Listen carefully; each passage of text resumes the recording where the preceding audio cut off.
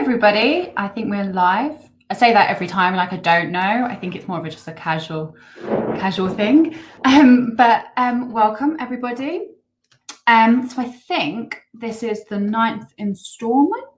If anybody wants to correct me and is an avid watcher, then go ahead and correct me. It feels very weird. It's my 9th time. That I feel like this is now a regular occurrence. I mean, it is, but it's been doing it for ages. But I still get pretty nervous beforehand. But we like to keep it new and fresh. So we've actually got a new format today, which I will tell you about later. But as per usual, please do say hello and introduce yourself in the comments, especially if you're new or if you've already got a hello from Norfolk. Hi, Hannah. Whoever you are, if you've watched one, if you've never watched one before, if you've never heard of the Children's Society, I'd love to hear you. I can't hear you, hear from you. So my housemate's just in the corner, actually just listening and laughing at me. She knows I just ramble on. So we better get started. So, like I said, welcome to our 9th installment. This is kind of a way for us to chat to you guys, especially with everything that's going on. Trying to keep you guys updated about what the Children's Society are up to, how we're working with young people and children, and just a general chat with some cool guests that a lot of you have actually asked for. So do continue to let us know who you want to hear from. A few of you suggested some really, really good ideas last week, and don't you worry, we have taken them on board. We've got some special guests and news coming up later. But yeah, carry on with the topics you want to hear about. If you don't want me one week, anything really, because ultimately they're for you. Whether you work for the Children's Society, one-time supporter, run a marathon for us, work for another charity, or just saw this, or one of your friends shared this and you thought, I'll give it a go, I've got nothing else to do at the moment, or you've just got me in the background, then let me know. So, Volunteer Week.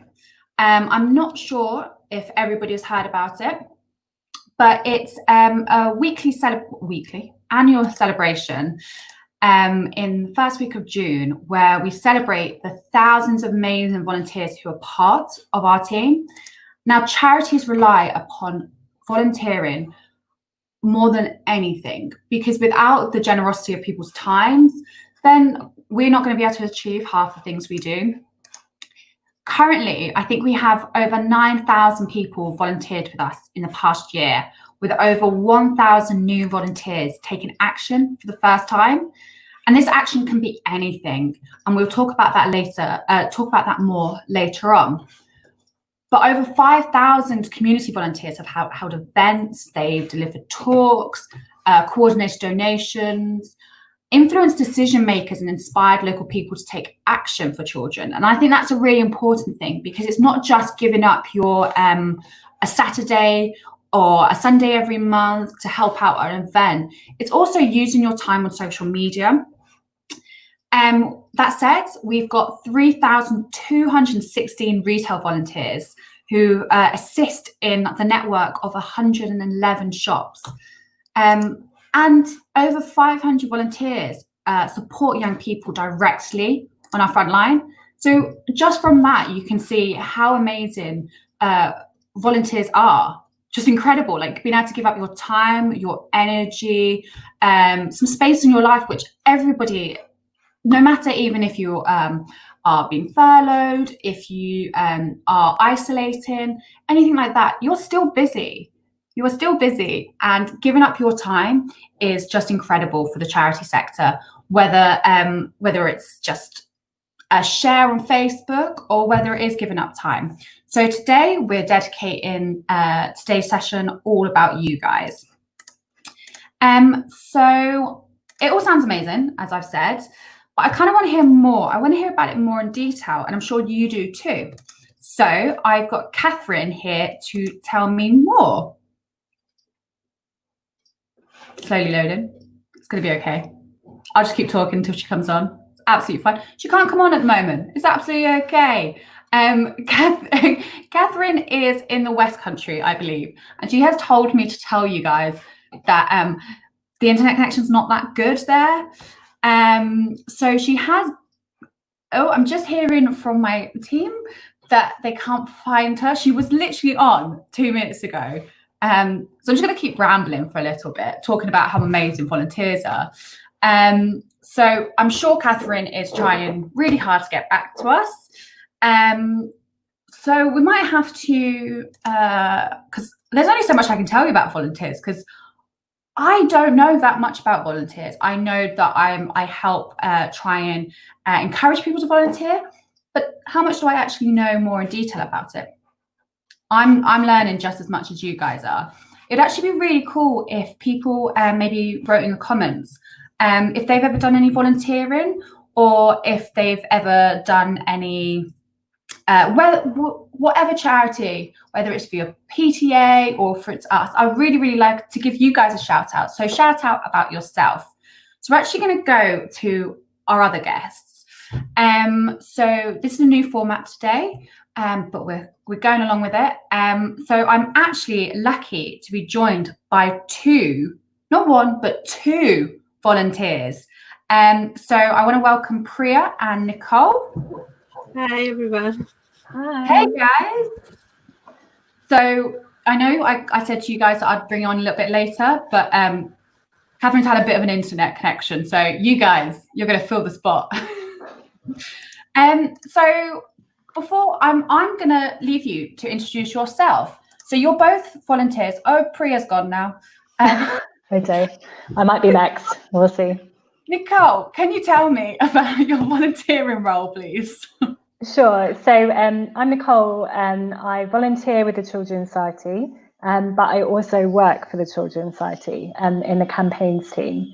I volunteer as a befriender for our refugee and migrant project in London, called By Your Side, and that's where pre-lockdown I would meet with a young person every 2 weeks, and now during lockdown I speak to them on the phone once a week.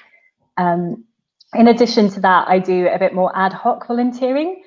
So that's with youth groups that take place, and they used to take place in our head office and are now moving online. And it might be kind of helping out the team with taking some young people out on trips. But yeah, I've been doing all of this for about 1.5 years or so, and I really love it.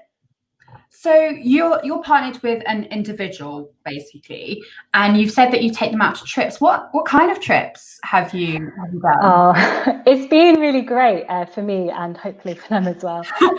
But no, we've tried to do it based on their interests. So obviously, kind of a lot of young people who will be supported by this project are fairly new in London or in the UK itself. So a lot of the sessions that we've had have been focused on exploring the local area. So pre-lockdown, it was things like going to the aquarium in London, maybe going to different parks when the weather was suitable for it.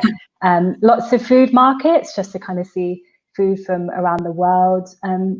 And also the Sky Gardens in London, so kind of checking out views. I think at one point we'd seen the view of the Thames from like 3 or 4 different places. So it's it's trying to do, I think, as much as possible with what we've been able to get in terms of, the kind of budget to spend things on a bit more expensive sessions. So it kind of saves up for that. But yeah, it's been really fantastic, because I think often, at the start of it, you're building a friendship, building a relationship. So having those opportunities to visit new places and have shared experiences has really helped with that, and kind of informs the future sessions. Brilliant. That sounds amazing. I've just been told Priya is back with us as well. Sorry for that technical glitch. It's okay. We're fine with it. So Priya, I'm not sure if you caught that. Nicole was just telling us about her role. Can you tell us a bit about your role? Because your role is a little bit different. Yeah. So I volunteer at Pause, which is in Birmingham, very near the city center.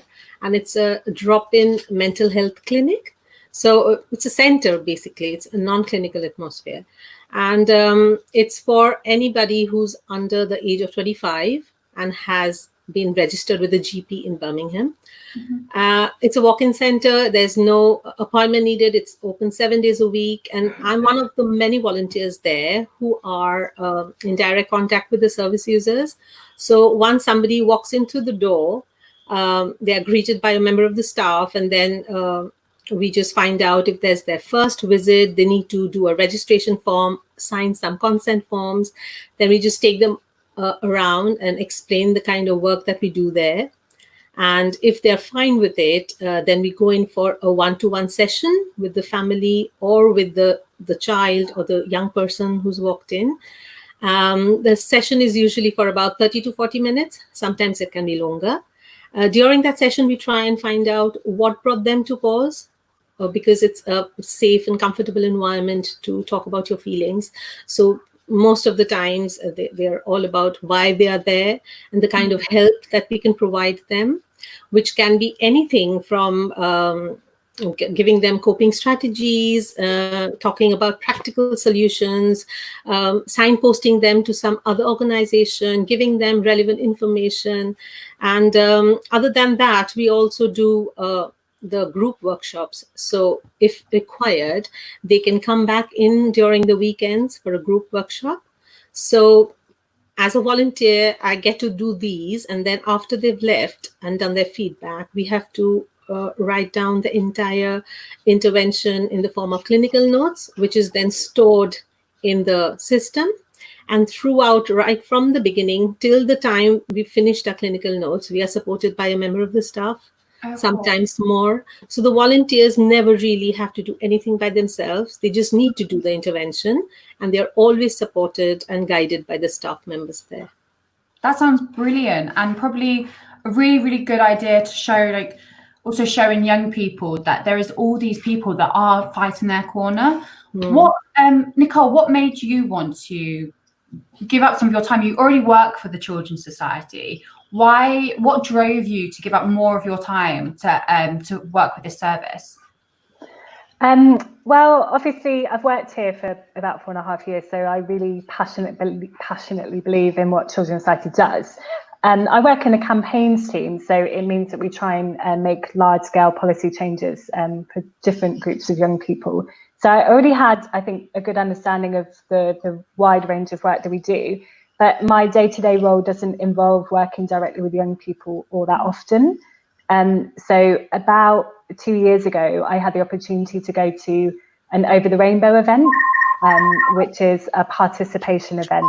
And I heard from young people across lots of different services the Children's Society works with. And actually hearing directly from these young people talking about how the support of practitioners and volunteers changed their life really, really motivated me, and it inspired me. And so I thought, well, maybe there might be an opportunity that I can get more involved.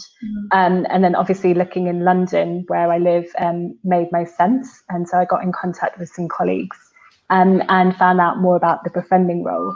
And I think it's been amazing because I learn about a lot of the issues that we work on through our research, through kind of colleagues who work on kind of frontline services and in policy. But I think sometimes you kind of miss that opportunity to work out how something is really affecting someone. And I think actually having the kind of experience and opportunity where I do meet face to face with young people, and I think it's obviously helped my understanding, but it's also made me a lot more kind of inspired and motivated to try and make change as well. And I just recognise like how important it is that volunteers and staff and supporters of Children's Society, like I think you said earlier, like really kind of does everything that they can to kind of improve lives. So yeah, that kind of changed things for me. What about you, Priya? What drove you to become a volunteer? You sound like you're spending a lot of your time. I do go in twice a week, every week. So actually, I did my master's in clinical psychology many years ago from India. So I was always attracted to mental health. But when we came to this country, I have volunteered before in schools and local communities, but somehow, I don't get that kind of satisfaction anywhere else. I just feel that I need to be connected with the mental health sector because that's what all my education, all these years, it's been about. So I wanted to get back to the mental health sector and maybe start looking for paid employment. So I was thinking that this is a very good opportunity, a very good platform where you get to get the experience, the training, and the exposure and knowledge, and Mhm. because you're out of the system for a while, you need that time to get back, to the grind. Yeah. So, and on top of that, I have a teenage daughter. So I know the kind of mental health issues that she and her classmates are facing all the time. And I really think that the youth, the young person, and the children are especially very vulnerable. So they require as much of help as that we can give. So I think it's just my little way of giving back to the community, and also to look out for children, because as a parent, I have another perspective to it. So yeah, those have been my driving forces. Well, I just want to say that you've just said you want to give a little bit back. You're both giving a huge amount back. Thank So you. don't pretend it's a tiny thing. You've been I just enjoy going there. Yeah. what would you say then to somebody who maybe thinking about doing volunteering? Maybe they're like, I've probably got an afternoon free once every 2 weeks, or I've got a bit of time saved up, especially now. I think in lockdown, people are actually reevaluating the time they spend on various things. So I think that there's going to be like a rise of people wanting to give back more.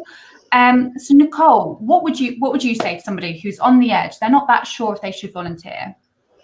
I think to try and find out as much as you can about the role and the different opportunities. And like you said at the start, there are different ways of helping out. So just because you don't have, 3 full days a week that you can dedicate, there might still be ways that you can get involved. And I think for me, one thing that I found really, really encouraging and helpful in terms of volunteering is the amount of support that the team has given. So it's not just a case of, here's a one-off day to get you started and tell you like what you should and shouldn't do. I've had continual opportunities throughout my time volunteering. So that's through different training sessions that have come up. They might be on kind of specialist issues like working with suicidal clients or introduction to trauma and counselling. And there's one coming up that I think is particularly useful for both this group of young people, so refugee and migrants, but also in the time that we're in at the moment, which is around dealing with uncertainty. And I think having those kind of training opportunities really helps me feel much more confident. So I know that if there's, as much as it's been really great and fun to kind of explore London, there's, I think it's a really serious role in that you're there to support a young person. And I think that it's just great knowing that you can have that additional help from lots of experts who work at the Children's Society. And I think as well, like we have group volunteering sessions that Sophie and Trudy organise. So we get to hear from other volunteers as well. Wow. And this is, it's informal, it's confidential, but it's a really great space where you can kind of say about things that have come up or things that you're not sure about, and people kind of share their expertise. So all of this has meant that I felt supported throughout. And I know that if I have any kind of questions, big or small, or concerns, I know who I can go to help with that. So I've never felt alone. And I think that that's been really, really useful. And so I think if there's anyone out there who would like to find out more, but maybe feels like they're uncertain about their level of skills, like maybe they haven't worked directly with young people that much, or they think, oh, this